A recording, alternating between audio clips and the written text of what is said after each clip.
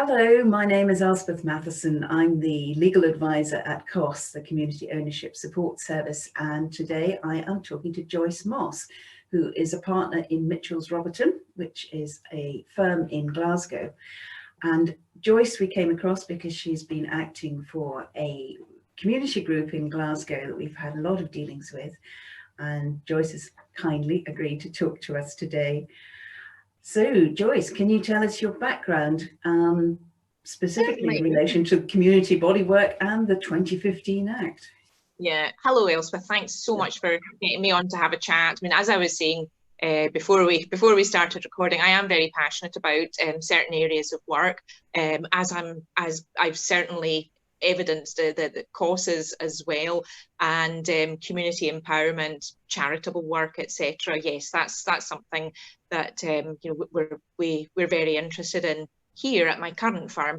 But previously I've worked in both the private sector and in the public sector, and it was in the public sector, specifically a council where I was in the legal team there, that I actually came across the Community Empowerment Bill, and as a stakeholder, we were invited to respond to a consultation process on the bill, and I had actually already been quite involved in allotments in the council area. So I did look at part 9 was meant to be my specific area of expertise, but before you know it, you're getting dragged into part 4, part 5, and all. And it's a very large act.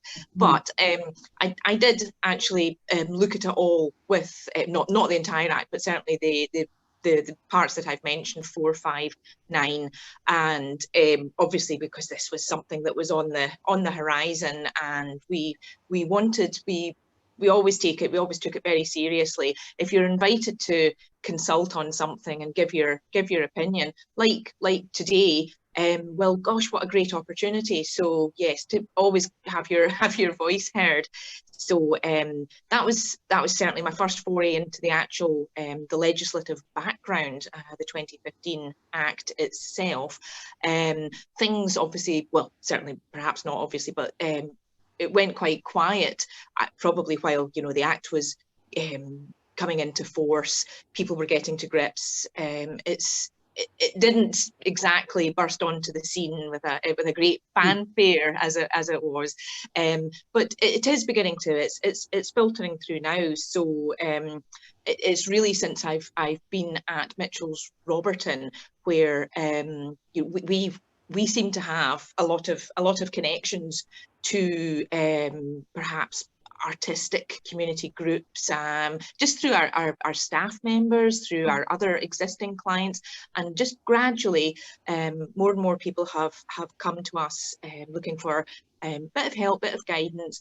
Sometimes it's very simple and straightforward, but the client that we've previously mentioned, the one that we've worked together with, certainly that was it's been a very long, drawn out, complicated process, and a bit of a baptism of fire, but a great learning process. And that's really where I probably I want to use the expression where I got my nose bloodied in the 2015 Act. But it's been great. In some ways, I wish it had been an awful lot easier. But what a lot I've learned, what a lot we all have learned, actually, and I doubt we'd be here otherwise. And I really feel that we've made a fantastic amount of progress, not just for the specific community body concerned, but for the wider users of the 2015 Act, and hopefully a lot of community bodies across Scotland. So, what in your opinion, what's the level of uptake of transfers been like under the 2015 Act? Not great, not huge. I mean, as I was saying in previously, it's not had a great deal of publicity. The Act, I don't know how you would publicise the Act, but it's certainly, it's like when you think about, I think possibly because, I mean, for example, the Land Registration Act, just to go. I mean, because of the stakeholders involved, the keeper of the registers, we were so aware of that coming into force, and articles being written by the trade journals for you and I, obviously the Law Society, the law journals, the Journal of the Law Society, and it was absolutely everywhere. Everybody had something to say, but I just feel that nobody really sort of like grabbed this one, and perhaps they, you know, I just don't know why that was. Did they feel it wasn't a money spinner, or nobody's really going to be interested? But certainly the people who I have met and who have initiated the process for them, they've been incredibly interested in it and have really gone into it in an enormous amount of depth. I mean, I've in some cases I've been running to catch up with them, but I mean, but all the information is out there. It's all available. I just think we're looking for signposts, perhaps, and perhaps we need to do that more. And but it's not been a huge amount of uptake. But I am certainly seeing there's more queries coming through. I think more people are perhaps tentatively, you know, dipping a toe in the water at present. But certainly, it's like now is now the right time? I don't know. I mean, funding perhaps is going to be a huge issue. I can only imagine there was certainly, it's like it was increasing, interest was increasing, but I'm not sure if that will build just due to current events and money going elsewhere. Obviously, I mean, I did always feel something like, you know, asking for a new allotment site, for example, when you know, nursing homes were closing. Priorities, there has to be priorities, but there's a lot of community asset transfers that can be prioritised. So I would hope, certainly when we can see our way clearer in 2021, and there's one thing that I have realised just in the process is that there's so much groundwork to be done. Before you actually can transfer the asset, there's a huge amount of work to be got through, and a lot of boxes to be ticked, and sometimes unfortunately they need ticked multiple times. The same box really needs going over and over and over. So the systems, the procedures at present, they're perhaps not in place for every owner or every community asset owner. Perhaps, you know, as we go on, they'll begin to make it easier for themselves as well as for us. So, and the uptake will then increase, which would be great.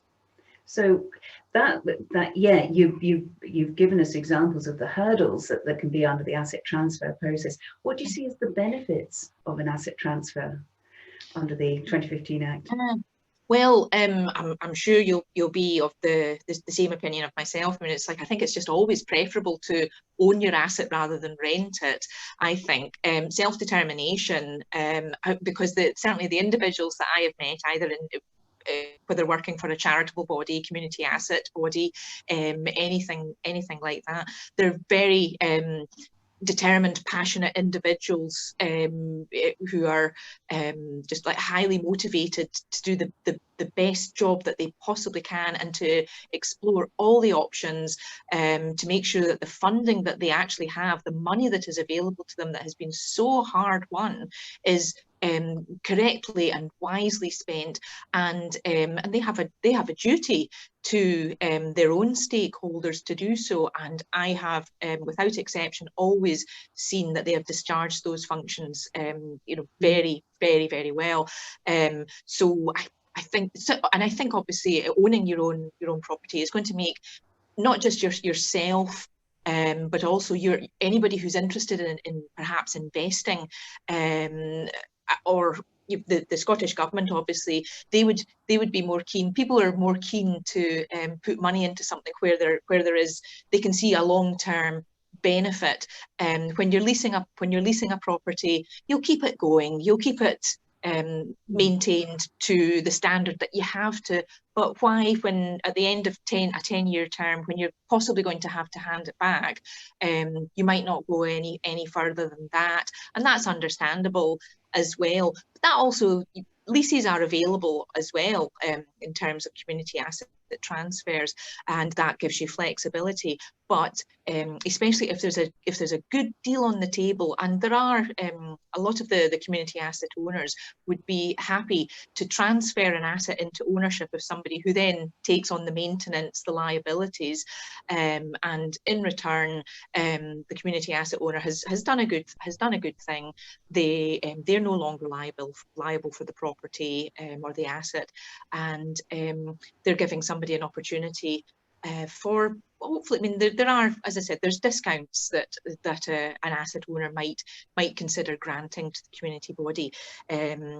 Future-proofs your premises, and I'd imagine it would help cash flow. There are cash flow considerations, but as I mentioned earlier, generally the community body will have thought this all through. I mean, I've never seen better sort of projections and management plans than with these charitable bodies. So I hope that answers the question there. So definitely. Yeah. And I was going to ask you about the challenges, but I think you Wow. already said that, which is, I mean, the process is not straightforward. Finding funding is not easy, Yeah. and there's quite a lot that the community groups have to put in before they can make while they're making their asset transfer request, then they've got to put in their business plan and all these good things. So yeah, big challenges, but what do you think the future holds for the transfer of community assets? Oh, I'm very, very encouraged. Again, by the passion shown, by the intelligence, the drive, the tenacity, the fair-mindedness of the community bodies, and let's be fair, there'll be a lot of community asset owners out there who are more than happy to help out, and I think when there's more of a connection made between these bodies, and perhaps we are needing an overarching supervisory, a one-stop shop almost, where or certainly some sort of forum where we can all come together and sort out the areas of disconnect, simply because the situation that we've mentioned before, that we've all been involved in, where there's one department within the Scottish Government who are more than happy to lend, but they don't like the terms on which they're lending, but there's another department in the Scottish Government that are underlining that these are the right terms. So there's definitely a bit of communication and connections. I think they are bound to improve, and perhaps a bit more publicity. Perhaps we need to be out there shouting about this a bit more. I don't think some of the challenges, I don't believe that they're necessarily deliberate. I just think it might be that there's a lack of time to actually look into the Act and to see that it's not something to be afraid of. The procedure, yes, it is funky, but once as you'll know, once you go through anything, it's all there in black and white. Once you've been through it, and you've been through it more than once, it's not that bad.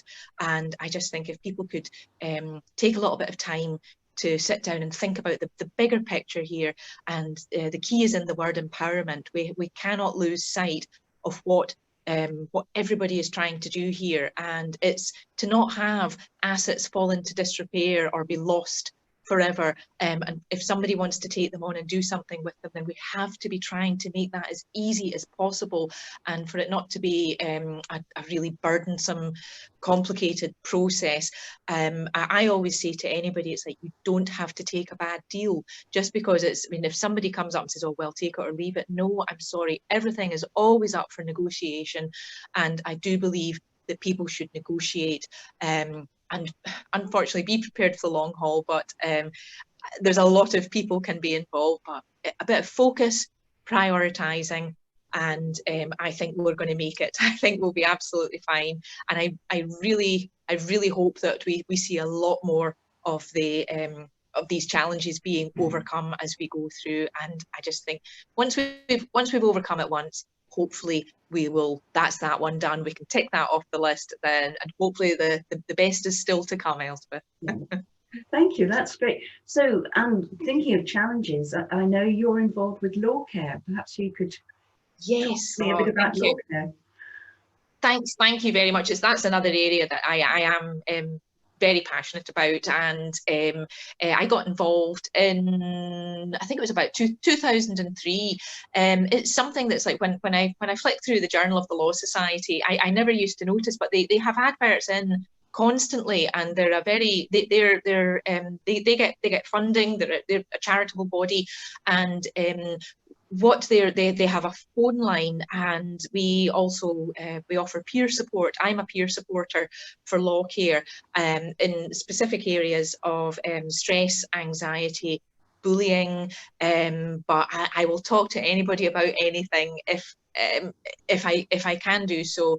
I think it's felt that in the legal profession, as you'll know, you're meant to just accept the fact that it's a very stressful job, and I do find that the mental health stigma is another thing where we have been overcoming a lot of challenges, and things are improving markedly, especially recently. Perhaps, I think if recent events have taught us anything, it's the fact that no one is immune from mental health, whether it's good or bad or indifferent. Then everybody has mental health, and you have good days and bad days, and it certainly doesn't help when there are things that contribute to poor mental health. And I'm there to talk to people in the legal profession. It's not just solicitors, it's anybody in the legal profession. And the only reason it's limited to the legal profession is, well, that's where my area of expertise begins and ends, I'm afraid, apart from the fact that I'm a human being, and and I don't want to see people suffering, and I think we should all learn to talk about it. But Law Care, they have a marvellous website, lots and lots of information. I would urge any viewers of this to please also look into Law Care, spread the word. They're doing great work, and I'd be more than happy to talk to anybody about issues that might be. Sorry, that was an alert was coming in on my phone there, but I'm more than happy to speak about that. I one more time, Law Care. It's open to law students as well. Yes, absolutely. I think law students are always under a huge amount of pressure, but I think in some ways we discriminate against the young on the basis that, oh well, they're young, they'll get over it. They've got, it could be quite patronizing. It's like, what do you know? What have you got to be stressed about? And that's the same in any level of life. There's stress and anxiety. It doesn't choose who to hit. It can just comes out of nowhere. And my own experience as a student was it's an impossible workload, especially during exam times. I can't imagine what they must be going through at the moment, where they're not having, tutorials and just being able to discuss things, not just one-to-one. Zoom meetings they're all well and good, but they have their limitations. And you want to share your ideas, you want to share your work, and to really discuss things. But if these people also have money worries, and they might be working, they might be the job that they do on a Friday in the weekends, or Thursday evenings was always the night for if you worked in retail to support yourself. That could all be swept away. I'd imagine people are possibly having to take time out, relying more on family who are also going through things. So I think, yes, students, you please reach out and just take, if there's opportunities available to speak to somebody, then please don't suffer in silence. And I think, students, but also stick at it if possible. It's a good career. I do believe it's very, very interesting. You might not choose to become a solicitor, but there's a huge amount of jobs out there. And Elspeth, as you and I can attest to, it can be very interesting. There's a lot to get your teeth into, isn't there? Yeah, definitely. All sorts of areas of the law. Absolutely. Well, Joyce, thank you very much for talking to us, and that was great to hear your insights and your knowledge about community asset transfer, which is great. So thank you very much. Thank you very much for asking me to do so.